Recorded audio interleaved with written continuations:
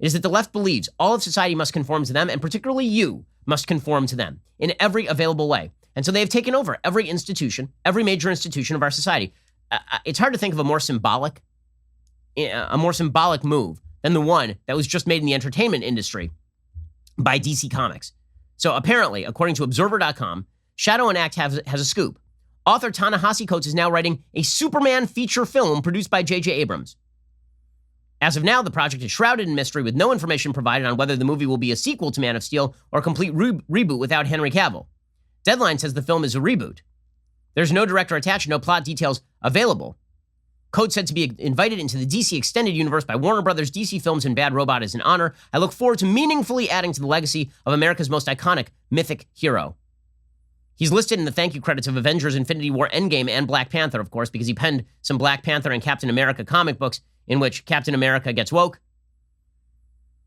Toby Emmerich, the Warner Brothers chairman, said his best-selling novel, Between the World and Me, it's a nonfiction book, lends itself to a new and exciting way of viewing the Man of Steel. If by new and exciting you mean that the guy who used to be iconic for saying truth, justice, and the American way will now be systemic racism, evil, and the American way. I mean, this is what's going to happen, right? You've taken a superhero whose literal pitch is that America is good and he is defending American values. You're taking that and you're handing that over to a guy who literally said that he was watching 9/11 happen from the top of an apartment building while smoking marijuana. I believe this is in his memoir. And he suggested that he felt nothing because of the long history of racism in America. That's the person you're handing Superman over to. Now, again, it's a private company, but they are wrecking a piece of intellectual property that was designed to be pro-America by handing it to a person who really does not like the foundational ideals of this country. Ta-Nehisi Coates is not a fan of the foundational ideals of the country. He, like Nicole Hannah-Jones, believes they were a lie when written. He believes they have never been truly acted out. And he believes that the fundamental ideals of the country have to fundamentally shift.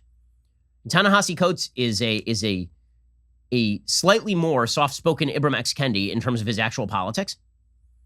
He is more socialist. Basically, his idea is that we need socialism in order to cure racism. He's kind of a Bernie Sanders acolyte along these lines. But he's a racial essentialist. He believes that black and white cannot understand each other. And you are handing Superman, the most iconic American piece of intellectual property there is, over to Ta-Nehisi Coates. So every part of our culture is now being militarized on behalf of the woke left. And then you wonder why there's a blowback.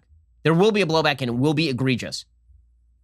Final note on this. We've been updating you on the hubbub surrounding The Bachelor. You remember that Bachelor host Chris Harrison, who's the host for like the last 25 years, has been replaced, or the last 20 years, he's been replaced temporarily, right? And he was replaced because he had the temerity to say that a contestant who was originally defended by the first black bachelor because he was dating her as not racist. Harrison said maybe we should give her some grace, and now he's been canceled from a show on which he is an executive producer. Well, now he has been replaced in the final, on the Beyond the Rose episode, whatever the hell that is, by a person named Emmanuel Akko, who hosts a YouTube series about confronting racism for The Bachelor after the final rose. Akko, the host of the YouTube series Uncomfortable Conversations with a Black Man, announced on Saturday he would host the one-hour special for the 25th season, and Akko will address the situation head-on during the special, because clearly a dating show requires a person who is a specialist in confronting racism on YouTube. Sounds fantastic. Apparently, the show has placed a disclaimer on scenes filmed before Harrison stepped aside. The Wrap reports that last week's episode, which featured footage of Harrison competing on a celebrity edition of Wheel of Fortune, noted the scenes were filmed in December. We have to make sure that everybody knows that Chris Harrison has been canceled, and any appearance by Chris Harrison is an appearance from the past.